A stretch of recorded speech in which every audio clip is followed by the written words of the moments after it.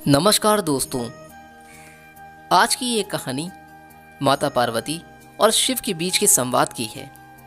दोस्तों, एक बार माता पार्वती ने शिव जी से 2 प्रश्न पूछे। उन 2 प्रश्नों का उत्तर शिव जी ने बड़े ही प्रेम पूर्वक और एक कथा के तौर पर दिया।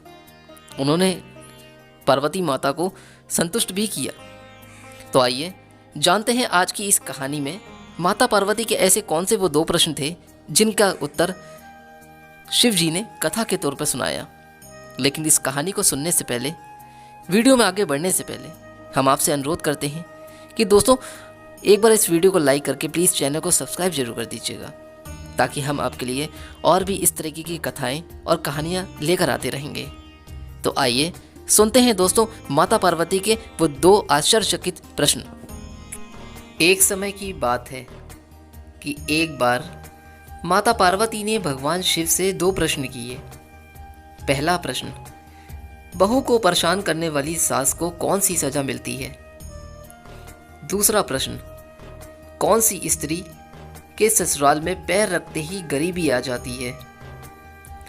फिर माता पार्वती के प्रश्न सुनने के बाद भगवान शिव कहते हैं, पार्वती, तुम्हारे दोनों प्रश्न बहुत ही महत्वपूर्ण हैं, क्योंकि जब कोई लड़की शादी के बाद बहू बनकर अपने वह माँ बाप जिन्होंने जन्म दिया, पाल कर इतना बड़ा किया, उन सबको हमेशा के लिए छोड़कर जब अपने ससुराल को जाती है, तो उस बहू के लिए उसके ससुर और सास ही माता पिता होते हैं। इसलिए हर सास ससुर को अपनी बहू को अपनी बेटी जैसा प्यार देना चाहिए। भगवान शिव कहते हैं, पार्वती, अब मैं तुम्हें तुम्हारे दोनों प्रश्नों के उत्तर एक छोटी सी कहानी के माध्यम से दूंगा, फिर तुम पूरी तरह से संतुष्ट हो जाओगी। भगवान शिव कहते हैं, पार्वती, एक गांव था। उस गांव में एक बुढ़िया रहती थी। वह बुढ़िया बहुत ही दुष्ट थी। उस बुढ़िया का एक बेटा था और एक बहू थी। बहू बेचारी बड़ी ही सीधी सादी थी। एक गाल पर मारने पर दूसरा गाल आगे करने वाली थी, और बेटा भी माँ की हर बात मानने वाला था। तो होता क्या है कि उस बुढ़िया का जो बेटा था, उसे अपने गाँव में कामकाज नहीं मिलता था। गरीबी का हाल था। जमीन भी इतनी ज़्यादा नहीं थी कि जिससे कि बुढ़िया का बेटा उस जमीन में काम करके कुछ और धन कमा सके। फिर जब उसने अपने गांव में काम नहीं मिलता था, तो काम की तलाश में वह दूसरे गांव को जाता था, और वहां उसे अच्छा काम मिल जाता था। लेकिन वहां से उसे हर रोज़ घर पर आने जाने के लिए समय नहीं मिलता था। सिर्फ साल में एक बार या कुछ ही दिनों के लिए उसे छुट्टी मिलती थी। इसलिए वह दूसरे नगर में जाकर काम करता था। लेकिन उसे अपनी पत्नी की भी बहुत चिंता रहती थी। इसलिए जब उस बुढ़िया का बेटा अपने घर से काम करने के लिए दूसरे स्थान पर जाता था, तो जाने से पहले हमेशा अपनी माँ से कहता था कि माँ, मेरी पत्नी का ध्यान रखना, क्योंकि मैं रोजाना यहीं पर नहीं आ सकता। फिर बेटे की बात को सुनकर कि वह बुढ़िया कहती थी कि हाँ बेटा, तुम बिल्कुल भी चिंता ना करना, मैं तुम्हारी पत्नी का अच्छे से ख्याल रखूंगी, उसे कोई भी कष्ट नहीं मिलेगा। तुम बेफिक्र होकर दूसरे गांव में काम करने के लिए जा सकते हो। अपनी पत्नी की चिंता मत करो, उसे मेरे ऊपर छोड़ दो। इस प्रकार बुढ़िया अपने बेटे को झूठा दिलासा देकर और अपने बेटे को काम करने के लिए घर से विदा कर देती थी। और वह फिर बेटे के जाने के बाद में वो अपनी बहू को बहुत ज़्यादा परेशान करती थी। अब इस प्रकार समय धीरे धीरे गुजरता जा रहा था। वह बहू अपनी सास को ताने सुनकर भी चुप रहती थी। चाहे सास बहू को कितना भी प्रताड़ित करती थी, लेकिन कभी भी वह अपनी सास को पलटकर कोई जवाब नहीं देती थी, क्योंकि वह बहुत ही संस्कारी थी और अपनी सास को अपनी माँ जैसा प्यार देती थी। अब इस प्रकार समय धीरे धीरे गुजरता जा रहा था। वह बहू अपनी सास के ताने सुनकर भी चुप रहती थी। चाहे सास बहू को कितना भी प्रताड़ित करती थी, लेकिन कभी भी वह अपनी सास को कोई भी जवाब नहीं देती, क्योंकि वह आज्ञाकारी और गुणकारी थी। अपनी सास को अपनी माँ की जैसा हमेशा प्यार देने की उसकी आदत थी। अब इस प्रकार समय धीरे धीरे निकलता चला गया। फिर एक दिन उसे बुढ़िया का बेटा छुट्टी पर आया और 2 दिन तक घर पर ही रहा, मगर उसकी पत्नी ने अपनी सास की कोई भी शिकायत अपने पति से बिल्कुल भी नहीं की। फिर इस प्रकार की छुट्टी के बाद में जब वह बुढ़िया का बेटा काम के लिए दोबारा जाता है, तो जाने से पहले अपनी माँ से कहता है कि माँ, मेरी पत्नी का ख्याल रखना, ये बहुत ही अच्छी है, आपको बहुत ही प्यार करती है। फिर बेटे की बात को सुनकर के वह बुढ़िया कहती है कि ठीक है बेटा, तू चिंता मत कर, मैं तेरी बहू का बहुत ख्याल रखती हूँ और वो आगे भी रखूँगी, क्योंकि वह तेरी पत्नी ही नहीं मेरी बेटी भी है। इस प्रकार बेटे के घर से जाने के बाद अब बुढ़िया का राज ही था। वह बहू को संभालती कहाँ, वह तो उसे जितना हो सके उतना सताना शुरू करती है। स्वयं पैर फैलाकर बैठती है और उसे घर का खेत सारा काम करवाती है और सुबह जल्दी उठाती है। खाना पकाना, बर्तन मांजना, पानी भरना आदि सारे काम करवाती है। उसके बाद कभी जंगल में लकड़ियां लाने के लिए भेजती है या खेत का काम करने के लिए भेजती है। दिन भर उससे कोल्हू की बैल की तरह परिश्रम करवाती है। उसे थोड़ा भी विश्राम करने के लिए नहीं देती। उसके ऊपर उसे ठीक तरह से खाना भी नहीं देती। वह बेचारी बहू ये सब चुपचाप सहती रहती है, मगर सास को पलटकर कोई भी जवाब नहीं देती। बुढ़िया के बताए किसी भी काम को भी नहीं करती। बुढ़िया का सारा काम करते ही कह देती है, मगर बुढ़िया को फिर भी अपनी बहू पर तरस नहीं आता। उसे दिन रात बहुत ही सताती है और उसकी बहू अपने पति से भी कभी नहीं कहती कि हमारी सासू माँ हमें बहुत परेशान करती है, क्योंकि वह नहीं चाहती कि घर में कलह हो और उसका पति जो दूसरे गांव में काम करने के लिए गया है वह भी चिंता से ग्रस्त हो जाए। इस प्रकार से दिन बीतते जाते हैं और एक दिन सास को पता चलता है कि हमारी बहू गर्भवती है, तो वह एकदम से स्तब्ध हो जाती है और सोचती है कि कमाने वाला मेरा बेटा अकेला है, ऊपर से यदि एक बच्चा और आ गया तो खाने वाले एक और मुंह और बढ़ जाएगा। उसके ऊपर बच्चे के जन्म के बाद उसका ख्याल रखने के कारण बहू कोई काम नहीं करेगी, मुझे ही सब कार्य करना पड़ेगा। वह बुढ़िया अपनी बहू के बारे में ऐसा सोचती है। हर सास तो यह चाहती है कि हमारे घर में जल्दी से पुत्र या पुत्री आए, लेकिन वह सास ऐसी है, वह नहीं चाहती कि हमारी बहू की कोख में कोई भी संतान जन्म ले। वह बुढ़िया अपनी बहू को पहले से भी ज़्यादा सताने लगती है, लेकिन बहू सारा काम करती है और उल्टा जवाब नहीं देती।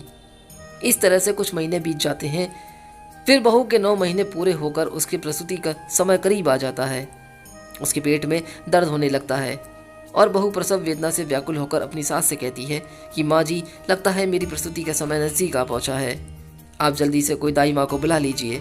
इस पर सास कहती है कि दाई माँ की ज़रूरत नहीं है, मैं तुझे एक नींबू देती हूँ, यह नींबू ले और तू दूर जाकर जंगल में इस नींबू को खा लेना, तुम्हें प्रसूति हो जाएगी।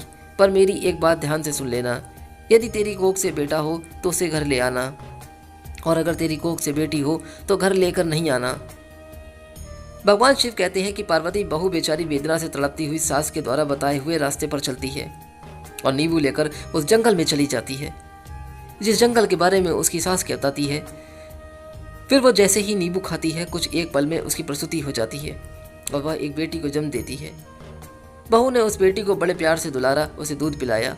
चूँकि बेटी नींबू खाकर पैदा हुई थी, इसलिए उस बहू ने अपनी बेटी का नाम निम्बावती रखा था। फिर इतना कहकर बहू ने एक ऐसे पेड़ की खोज की जिसमें कोई खोकर हो, तो खोज करने पर एक तने के पेड़ में उसे बहू को खोकर मिल गया। फिर उसने अपनी बेटी निम्बावती को उस खोकर में रखा और उस पेड़ पर रहने वाली चिड़ियों से कहा कि यदि मैं अपनी बेटी को घर ले जाऊंगी तो मेरी सास मेरे साथ मेरी बेटी को भी मार देगी, इसलिए मैं अपनी बेटी को इस खोकर में आपके भरोसे छोड़कर जा रही हूँ।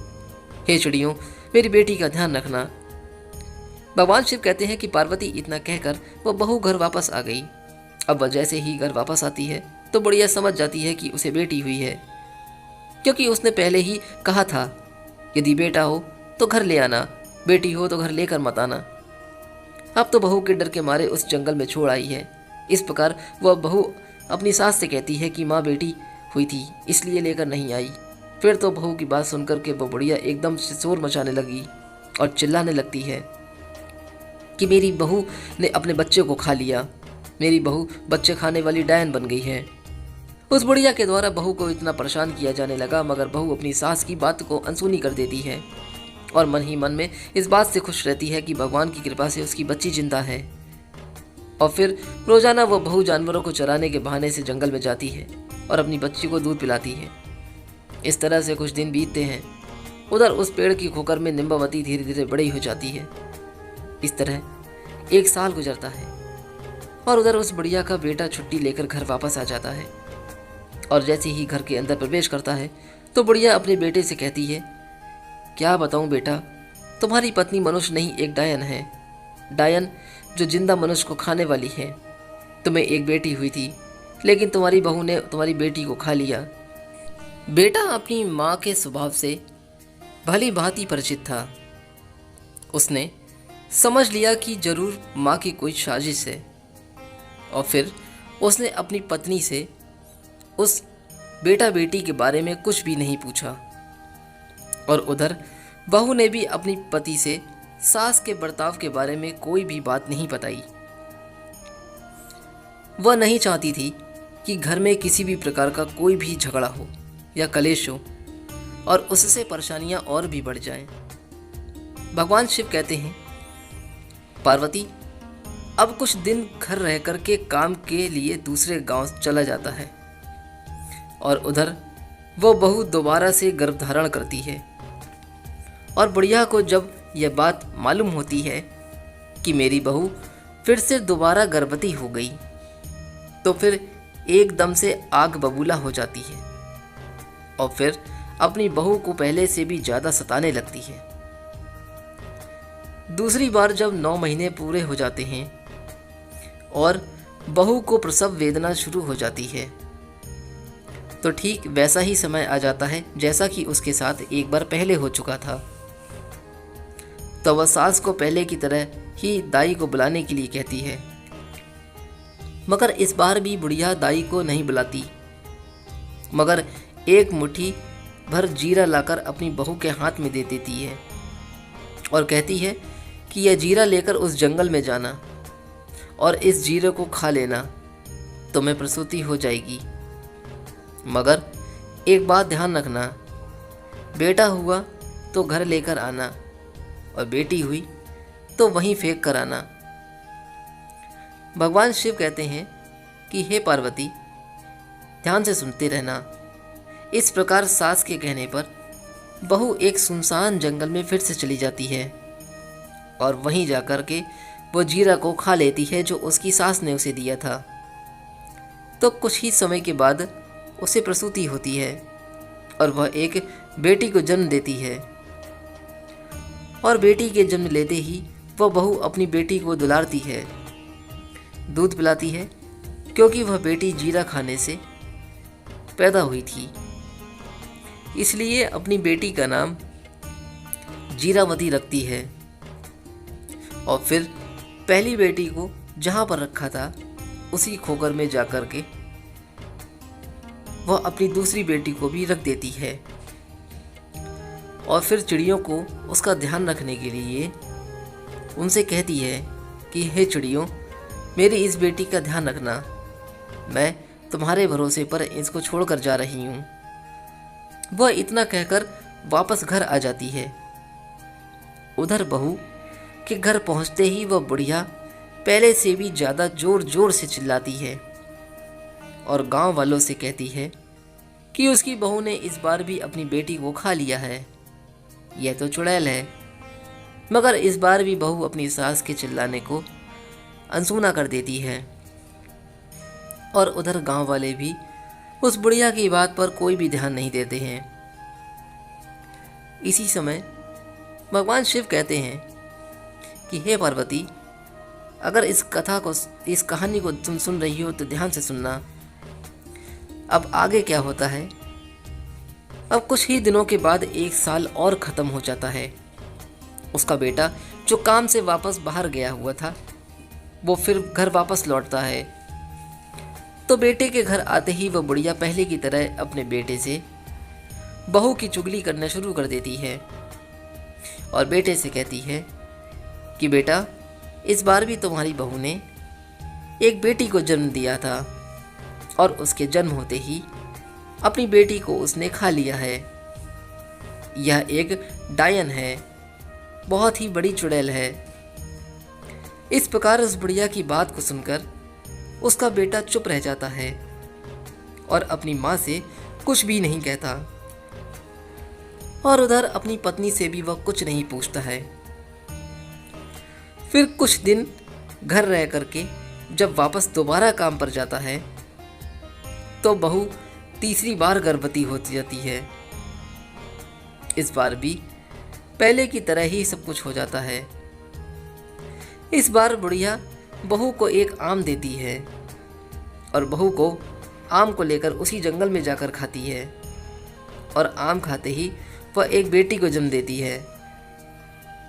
और उसको दूध पिला करके उसका नाम वो आमवती रख देती है और फिर उसको भी उसी खोकर में रख देती है जहां उसने अपनी पहली 2 बेटियों को रखा था। और फिर रखने के बाद वो उसी चिड़ियों से उसको ध्यान रखने के लिए कहती है। वह कहकर के वापस अपने घर को आ जाती है।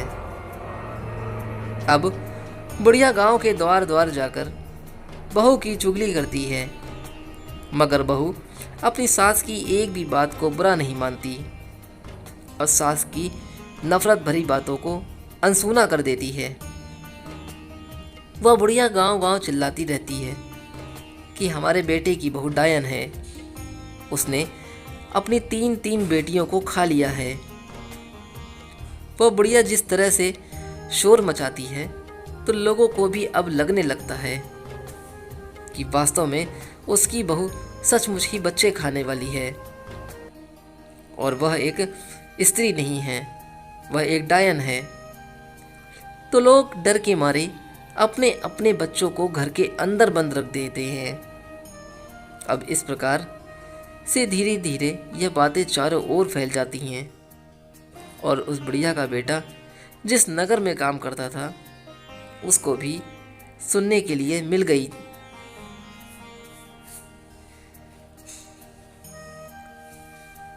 तो फिर उस बुढ़िया का बेटा वो बात सुनकर के बहुत ही परेशान हो जाता है और तुरंत ही मालिक से अनुमति लेकर अपने गांव वापस आ जाता है। उधर बुढ़िया का बेटा गांव आता है और इधर उस राज्य के राजा के कानों तक यह खबर सुनने को मिलती है। तो राजा अपने सिपाहियों को भेजकर बुढ़िया को दरबार में बुलाता है और बात की छानबीन करने को कहता है। तो बुढ़िया मिर्च मसाला लगा करके राजा से कहती है, क्या बताऊं महाराज, मेरी बहू तो बहुत ही बड़ी डायन है, वह एक स्त्री नहीं है, वो बच्चे खाने वाली चुड़ैल है। उसने मेरी 3 पोतियों को जिंदा ही खा लिया है। मगर फिर तो उस बुढ़िया की बात को सुनकर राजा सिपाहियों को आदेश देता है कि चौराहे पर एक सूली लगाओ और बुढ़िया की बहू जहाँ कहीं भी है उसे जाकर ले आओ और शीघ्र ही सूली पर चढ़ाओ। इस प्रकार राजा के सिपाही आज्ञा का पालन करते हैं और फिर तुरंत ही सूली बनाते हैं और जाकर के बुढ़िया की बहू को दरबार में लेकर आते हैं। फिर राजा बहू से पूछता है, क्या तुम्हारी सास सच कहती है? क्या तुमने अपनी 3 बेटियों को जिंदा ही खा लिया है? मगर राजा की बात को सुनकर वह बहुत चुपचाप नीचे सर झुकाए खड़ी रहती है। फिर तो वो बहू को चुपचाप देखकर राजा को विश्वास हो जाता है। फिर राजा तुरंत ही अपने सिपाहियों को उस बहू को सूली पर चढ़ाने के लिए आदेश दे देता है। तो जो भी सिपाही होते हैं वो उस राजा के जो सिपाही हैं उसे लेकर के उस चौराहे पर जमा होते हैं। वहाँ राजा और बाकी के लोग जो भी आसपास होते हैं वो सारे इकट्ठे हो जाते हैं। इसी समय भगवान शिव कहते हैं, पार्वती, इधर बहू को सूली चढ़ाने की तैयारी चलती है। तो उधर उसका पति भी घर पहुंचता है और वह घर जाकर देखता है कि घर में माँ और पत्नी नहीं है, घर पर ताला लगा हुआ है। तो वह और भी ज़्यादा परेशान और चिंतित हो जाता है और फिर अपने पड़ोसी से आसपास में पूछता है। तो पड़ोसी बताते हैं कि तुम्हारी माँ और बहू को राजा के दरबार में बुलाया गया है। फिर तो बुढ़िया का बेटा घबरा कर राजा के दरबार की तरफ भागता है। वहाँ जाकर अचानक से उसे पता चलता है कि उसकी जो पत्नी है उसको वह सूली पर चढ़ाने के लिए चौराहे पर लेके गए हैं। और फिर वह बुढ़िया का बेटा तेजी से दौड़कर उस चौराहे पर पहुंचता है। फिर जैसे ही चौराहे पर पहुंचता है तो वो क्या देखता है कि चौराहे पर राजा और सारी प्रजा जो आसपास में है वो सारी इकट्ठी हो जाती है और कुछ ही पल में उसकी पत्नी को सूली पर चढ़ाया जाने वाला है। फिर तो वो बुढ़िया का बेटा तुरंत ही राजा के सामने जाकर खड़ा हो जाता है और हाथ जोड़कर प्रार्थना करता है, महाराज दया करें, कुछ देर के लिए मेरी पत्नी को सूली पर चढ़ाना रोक दीजिए। मुझे एक बार अपनी माँ और अपनी पत्नी से सच बात पूछने दीजिए। यदि मेरी पत्नी अपराधी है तो मैं स्वयं कहूँगा कि उसकी सूली पर चढ़ा दे। इस प्रकार राजा को कुछ दया आ जाती है और वह राजा अपने सिपाहियों को कुछ देर के लिए सूली पर चढ़ाने का आदेश उसे रोक देता है। फिर तो बुढ़िया का बेटा अपनी माँ से पूछता है कि माँ, भगवान के लिए सच बताओ। तो बुढ़िया अपने बेटे से भी झूठ बोलती है और उससे कहती है कि हाँ, तेरी बहू डायन है, तेरी बहू ने मेरी तीन बेटियों को खा लिया है। मगर उस बुढ़िया के बेटे को अपनी माँ की बात पर विश्वास नहीं होता, क्योंकि वह जानता था उसकी पत्नी बहुत ही अच्छी है, संस्कारी है, गुणकारी है और साथ में उसकी हमेशा आज्ञा का पालन करती आई है। कभी भी उसने झूठ नहीं बोला और वह शुरू से भी झूठ नहीं बोलती थी, हमेशा सबका ख्याल रखती थी। माँ की बहुत ही सेवा करती है, बच्चों को देखने के लिए दिन रात तरसती है। फिर ऐसी माँ अपने बच्चों को खाकर डायन कैसे बन सकती है? ऐसा सोचकर जब उस बुढ़िया का बेटा अपनी पत्नी को कसम देकर पूछता है कि तुम मुझे सच बताओ, मुझसे झूठ मत बोलना। इस प्रकार उस बुढ़िया के बेटे की बहू शुरू से के अंत तक की सारी बातें अपनी पति को बताती है, लेकिन कोई भी उसकी बातों को सच मानने के लिए तैयार नहीं होता। तो वो कहती है, सच्चाई क्या है, आप अपनी आंखों से देख लीजिए। और वह अपनी बेटियों को प्यार से आवाज़ देती है, निम्बावती, मेरी बिटिया संकट में मेरी रक्षा करना। जीरावती, मेरी बिटिया संकट में मेरी रक्षा करना। आमवंती, मेरी बिटिया मेरी संकट में मेरी रक्षा करना। भगवान शिव कहते हैं कि हे पार्वती, जैसे ही उस बहू ने अपनी तीनों बेटियों को याद किया तो बहू के याद करते ही उसकी तीनों बेटियां जंगल से भागी चली जाती हैं और अपनी माँ से आकर चिपक जाती हैं। फिर तो उन तीनों बेटियों को देख करके उस बुढ़िया के बेटे को सच का पता चल जाता है। उधर राजा भी समझ जाता है और सारे लोग भी सच्चाई को जान जाते हैं। और राजा क्रोधित होकर उस बुढ़िया से पूछता है, अब तो बुढ़िया बता, सच बात क्या है? उधर राजा के तेवर देखकर बुढ़िया डर के मारे कांप जाती है। उसे सच बताना ही पड़ता है और फिर सच बात जानकर राजा उस बुढ़िया को सूली पर चढ़ा देने का आदेश देता है और बहू को छोड़ने के लिए कहता है। और उस बहू के संस्कारों को देखकर राजा उससे बहुत ही ज़्यादा खुश होता है और उस बुढ़िया के बेटे से कहता है कि आज के बाद मैं तुम्हें दूसरे गांव जाने की ज़रूरत नहीं है, मैं तुम्हें इसी गांव में काम दूंगा। तुम अपनी पत्नी और बच्चियों को लेकर के हमारे यहाँ सुख से रहोगे। बुढ़िया का बेटा राजा से हाथ जोड़कर कहता है कि आपकी बड़ी कृपा हुई महाराज। उसके बाद में बुढ़िया का बेटा अपनी पत्नी और तीनों बेटियों को लेकर के घर आ जाता है।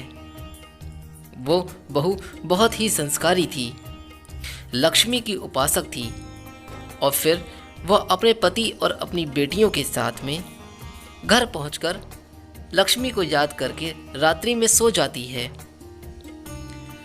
उधर लक्ष्मी उसके सपने में आती है और कहती है कि बेटी, तुमने अब तक अपना जीवन गरीबी में काटा है, लेकिन तुम चिंता मत करो।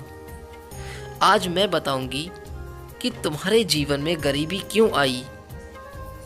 तुम्हारे ससुराल आने से पहले यह घर संपन्न था, लेकिन जैसे ही तुमने इस घर में अपना कदम रखा, इस घर में गरीबी आ गई। आखिरकार इसके पीछे कारण क्या रहा? लक्ष्मी उस बहू से कहती है कि बेटी, हमेशा याद रखना कि जब भी कोई बेटी शादी के बाद बहू बनकर ससुराल में जाती है और ससुराल में यदि वह 3 चीज़ें लेकर जाती है तो समझ लो घर परिवार में अशांति छा जाती है और उसका असर उसके सुहाग पर भी पड़ता है। घर में गरीबी आ जाती है। इसलिए कभी भी किसी भी बेटी को शादी होने के बाद में अपने मायके से ससुराल के लिए ये 3 चीज़ें कभी लेकर नहीं जानी चाहिए। पहला, चूल्हा। शादी के बाद रसोई की रस्म होती है। उस रस्म में बेटी मायके से दिए गए चूल्हे का प्रयोग करती है, मगर हमेशा ध्यान रखना चाहिए, यदि कोई भी नवविवाहित दुल्हन अपने मायके से चूल्हा लेकर ससुराल में आती है तो सीधा उसका असर उसकी गृहस्थी जीवन पर पड़ता है, जिसकी वजह से भाग्य की देवी रूठ जाती हैं और घर में गरीबी आ जाती है। अब लक्ष्मी दूसरी बात बताती हैं, बेटी, दूसरी चीज है नमक। नमक का काम होता है चीज़ों को नमकीन करना। जब बेटियां शादी के बाद मायके से ससुराल की ओर प्रवेश करती हैं तो उसका धर्म क्या होना चाहिए? नए घर में प्रवेश करते वक्त सबको साथ लेकर चलना, सबसे अच्छे से बात करना और जो भी रिश्ता उससे जुड़ा है उन सभी रिश्तों में मिठास घोलना। ऐसे में नवविवाहित नमक लेकर ससुराल में प्रवेश करेगी तो रिश्ते खराब हो जाते हैं और उससे जुड़ा हुआ हर रिश्ता नमकीन का रूप ले लेता है। हमेशा ध्यान रखना, यदि नवविवाहित बहू अपने मायके से नमक रूपी कोई वस्तु अपनी ससुराल लेकर जाती है तो उसका सम्मान आजीवन अपने मायके के लोगों के साथ जुड़ा रहता है, लेकिन उसका संबंध अपने ससुराल वालों के साथ कभी भी सही तरीके से नहीं जुड़ पाता और वह रिश्ता मीठा कभी नहीं बन पाता। इसीलिए किसी भी बेटी को विदा होने के समय नमक लेकर नहीं आना चाहिए। अब माँ लक्ष्मी तीसरी चीज उस बहू को बताती हैं। लक्ष्मी कहती हैं कि बेटी, तीसरी चीज अचार है। माँ बाप बेटियों को शादी के बाद विदा करते हुए माता पिता उसके पसंदीदा अचार को बनाकर भेज देते हैं, लेकिन हमेशा ध्यान रखो, अचार खाने में खट्टा होता है, वैसे ही वो पत्नी के बीच के रिश्तों में खटास को पैदा कर देता है, परिवार में भी खटास पैदा करता है। कभी कभी यह खटास इतनी गहरी हो जाती है कि पति पत्नी में किसी की मृत्यु तक हो जाती है। इसलिए इस बात का हमेशा ख्याल रखना चाहिए कि शादी के बाद विदा होते वक्त अपने मायके से कभी भी अचार जैसी कोई वस्तु नहीं लानी चाहिए। और जब तुम्हारी शादी हुई थी तो तुम्हारे माता पिता ने यह तीनों ही चीज़ें तुम्हें दी थीं, जिसकी वजह से तुम्हारे घर में अशांति रही और तुम्हारे घर में गरीबी छा गई। तुमसे भाग्य की देवी रूठ गई, लेकिन तुम्हारे संस्कार बहुत अच्छे रहे। तुमने लौटकर कभी भी अपनी सास को कोई जवाब नहीं दिया। तुम्हारी सास ने तुम्हें प्रताड़ित किया, जिसके कर्मों का फल तुम्हारी सास को मिला। और तुम्हारे सुशील स्वभाव की वजह से, तुम्हारे संस्कारों की वजह से मैं तुम्हें आशीर्वाद देती हूँ कि आज के बाद कभी भी तुम्हारे घर में गरीबी नहीं रहेगी और तुम दोनों का जीवन पूरी तरह से सुखद हो जाएगा। लक्ष्मी माँ की इतनी बात कहकर वो अंतर्ध्यान हो जाती हैं और उधर उस बहू की आंख खुल जाती है और सुबह होने का इंतजार करने लगती है। रात भर उस बहू को नींद नहीं आती। अब जैसे ही सुबह होती है तो राजा के सिपाही सुबह होते ही उस बुढ़िया के बेटे को बुलाने के लिए आ जाते हैं और कहते हैं कि चलो, तुम्हें राजा ने बुलाया है। जैसे ही वह बुढ़िया का बेटा राजा के दरबार में पहुंचता है, क्योंकि लक्ष्मी की कृपा हो चुकी थी, इसलिए राजा अपने दिए हुए वचन के अनुसार उस बुढ़िया के बेटे को अपने राज्य में एक अच्छी सी नौकरी देता है। और फिर बड़ी ईमानदारी के साथ में वो बुढ़िया का बेटा उस राजा के यहाँ पर नौकरी करता है और अपनी पत्नियों तथा तीनों बेटियों के साथ में सुख शांति से जीवन बिताता है।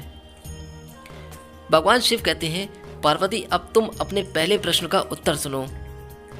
तुम्हारा पहला प्रश्न था कि बहू को परेशान करने वाली सास को कौन सी सजा मिलती है। तो समझ लो, जो सास अपनी बहू को परेशान करती है, हर समय घर में कलह उत्पन्न करती है, तो ऐसी सास को उसके कर्मों के आधार पर सूली पर चढ़ाया जाता है, जैसे कि उस बुढ़िया को चढ़ाया गया। वह यही कहती हैं कि मुझे छोड़ दो, मैं अब कभी भी अपनी बहू को परेशान नहीं करूंगी। मगर उसे छोड़ा नहीं जाता, उसे सजा भुगतनी ही पड़ती है। भगवान शिव कहते हैं कि हे पार्वती, अब तुम्हारा दूसरा प्रश्न था, कौन सी स्त्री के ससुराल में पैर रखते ही गरीबी आ जाती है। तो समझ लो, कभी भी शादी होने के बाद किसी भी नव दुल्हन को अपने मायके से 3 चीजें कभी भी अपने ससुराल के लिए विदा होने के समय नहीं लानी चाहिए। वो 3 चीजें हैं, नंबर 1 चूल्हा, नंबर 2 नमक और नंबर 3 अचार। यदि यह तीनों चीजें भी नव दुल्हन अपने मायके से ससुराल में लाती है तो भाग्य की देवी उससे रूठ जाती हैं और उसके जीवन में हमेशा के लिए गरीबी आ जाती है। तो दोस्तों, यह कहानी अपने परिवार में सभी को अवश्य सुनाएं। मुझे पूरा विश्वास है कि इस कहानी को सुनने के बाद में सास बहू के बीच में झगड़ा नहीं होगा और घर में कभी गरीबी नहीं आएगी और ना ही उस स्त्री से कभी भी भाग्य की देवी रूठ सकती हैं। तो दोस्तों, कैसी लगी आज की ये कहानी? अगर कहानी अच्छी लगी हो तो दोस्तों प्लीज़ एक बार यहाँ पे लाइक करके प्लीज़ चैनल को सब्सक्राइब जरूर कीजिएगा। कमेंट बॉक्स में हमें ज़रूर बताइएगा कि आपको ये कहानी कैसी लगी। खुश रहें और स्वस्थ रहें। फिर मिलूंगा दोस्तों जल्दी ही कोई और कहानी या फिर कथा को लेकर। तब तक के लिए दोस्तों, जय श्री राम।